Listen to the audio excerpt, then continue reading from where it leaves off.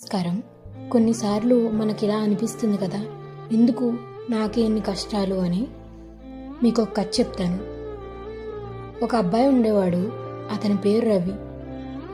అతని జీవితంలో సమస్యలే సమస్యలు. డబ్బు లేదు, సహాయం లేదు, ఎంత ప్రయత్నించినా కూడా అపజయం మాత్రమే. ఒకరోజు చాలా బాధతో దేవుణ్ణి అడిగాడు, దేవుడా, నన్నే ఎందుకు ఇంత పరీక్షిస్తున్నావు అని. ఆ ప్రశ్నకి సమాధానం నిశ్శబ్దంగా వచ్చింది, నువ్వు బలవంతుడివి కాబట్టి అని. ఆ మాట అతని జీవితాన్ని మార్చేసింది. ఆ రోజు నుంచి అతను ఏడవడం మానేశాడు, బలంగా నిలబడడం నేర్చుకున్నాడు. ప్రతి కష్టాన్ని ఇలా చూశాడు, ఇది నన్ను కోల్చడానికి కాదు, నన్ను బలంగా చేయడానికి అని. మెల్లగా అతని కష్టాలే అతని బలాలయ్యాయి. చివరికి అతనే గెలిచాడు.